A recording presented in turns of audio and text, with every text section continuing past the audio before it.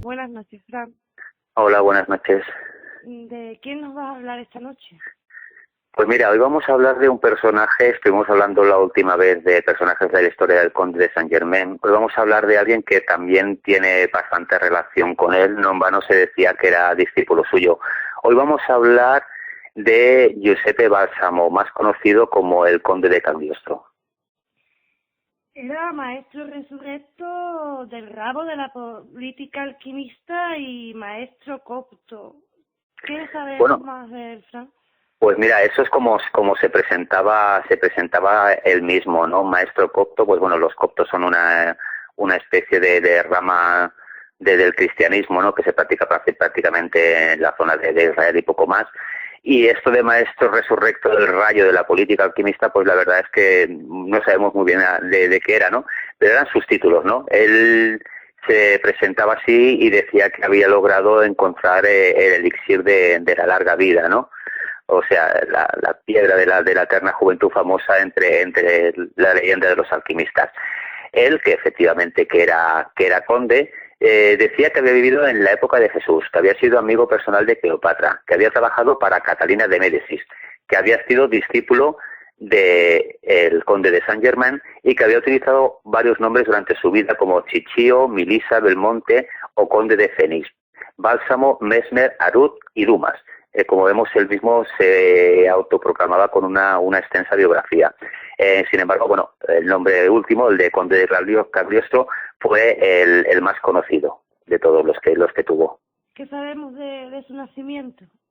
Pues mira, él parece ser que nació en Palermo sobre el 1743 y que era de una familia bastante humilde, ¿no?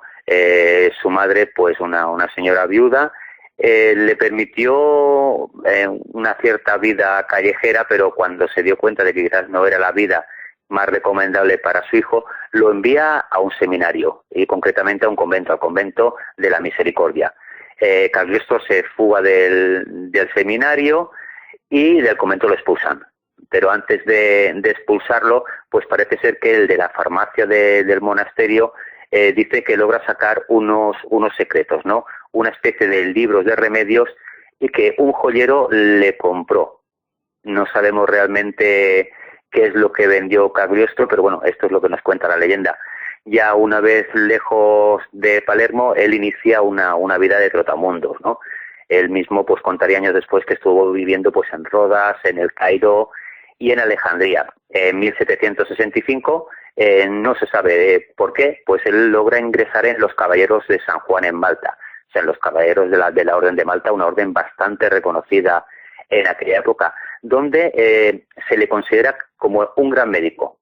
Al parecer, los remedios que Cagliostro había conseguido del monasterio, pues bueno, esto fue lo que le brindó que él fuera considerado por estos caballeros como un experto en medicina. ¿Qué sucedió en el año 1766? Pues mira, él se casa con una joven, con Lorenza de Feliciani, a la que le cambia el nombre por el de Serafina, y se dedica a estafar. Él empieza a estafar a todos los peregrinos que llegan hasta la Ciudad Santa, pues vendiéndole amuletos y supuestas pociones amorosas que vendía como misterios del lejano Egipto, ¿no? Así es como empieza él ya su andadura como estafador. En el año 1768 tienen que escapar a Roma, ¿no? Sí, ya han cogido fama de estafadores, tanto él como su esposa, y entonces se escapa a Roma, donde él se hace pasar por un oficial prusiano, y bueno, siguen con su andadura, ¿no? De cometer estafas.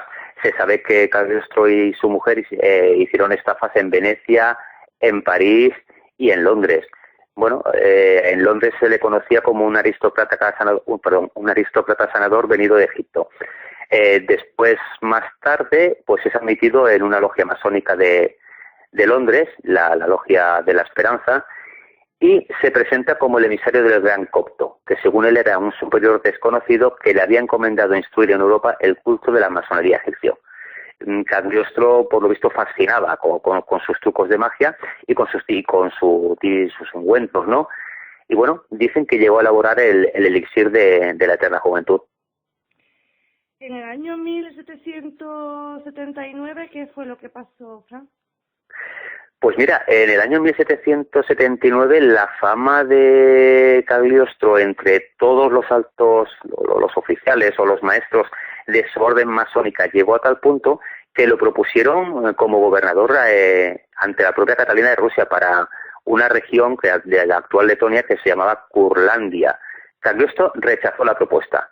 Sin embargo, se fue a la corte de San Petersburgo, que es donde estaba la corte de la farina en aquella época, para aprovechar de la fama que le predecía, ¿no? Y entonces intentar pues ganarse el favor de Catalina sobre este misticismo egipcio, ¿no?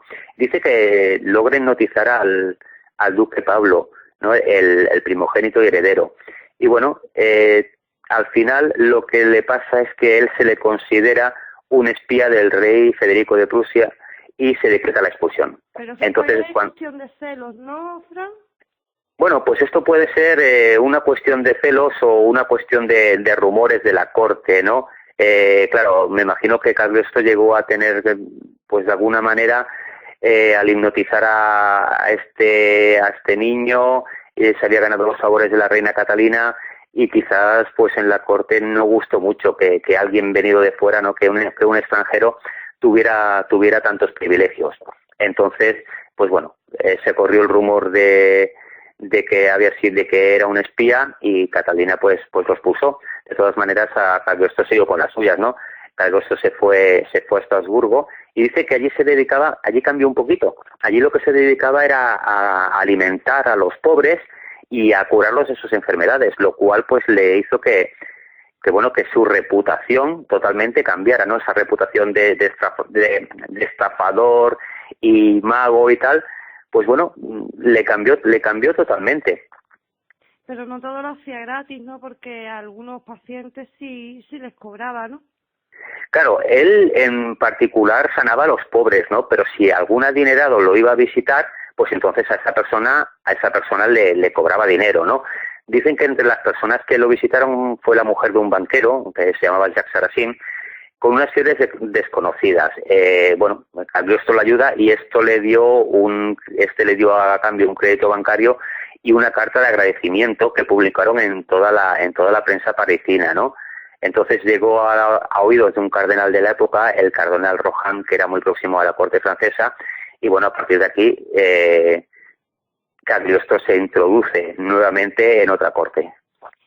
Vuelve a Roma y funda una logia nueva. ¿Qué es lo que le sucede, Fran? Pues mira, de vuelta a Roma él funda una logia, ¿no? Dice que fue traicionado por uno de sus miembros, un tal Francisco de San Mauricio, que era un monje capuchino espía del Santo Oficio que estaba infiltrado en la orden. Este monje lo delata y presenta algunas pruebas contra Cagliostro, ¿no? Pruebas que aunque fueran cuestionables, pues me imagino que el Santo Oficio consideró en todo momento como válidas, ¿no? Bueno, pues esto provoca que Cagliostro fuera arrestado y torturado en el castillo de Sant'Angelo, ¿no? El castillo que hay junto al Vaticano. A Cagliostro se le acusa de adorador del diablo y de blasfemo. Y además también contribuye en esto declaraciones que le fueron arrancadas a su esposa bajo tortura.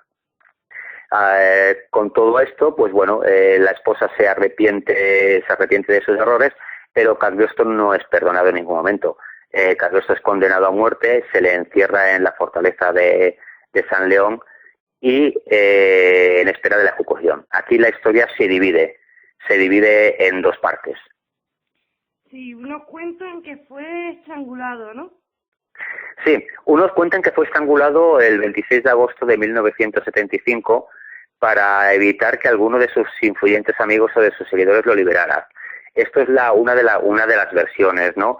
Que la propia Iglesia o el propio Santo Oficio temía de que no solo de que lo liberaran, ¿no? De que efectivamente además él había tenido tratos con personas de la corte, ¿no?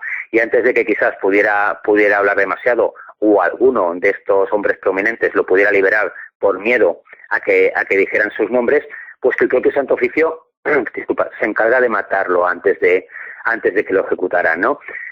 Bueno, No se sabe cuál era la versión oficial, pero sí que también hay otros que dicen que el conde de Cagliostro en realidad nunca murió, que desapareció, que desapareció misteriosamente de la prisión y que nunca más se supo de él. Y háblanos un poquito del asunto del collar. ¿Qué es eso? ¿Qué pasó? Pues mira, el asunto del collar, me imagino que todos habremos oído hablar de qué fue el asunto del collar, pues o por el libro de Dumas de los Tres Mosqueteros o por las películas, ¿no?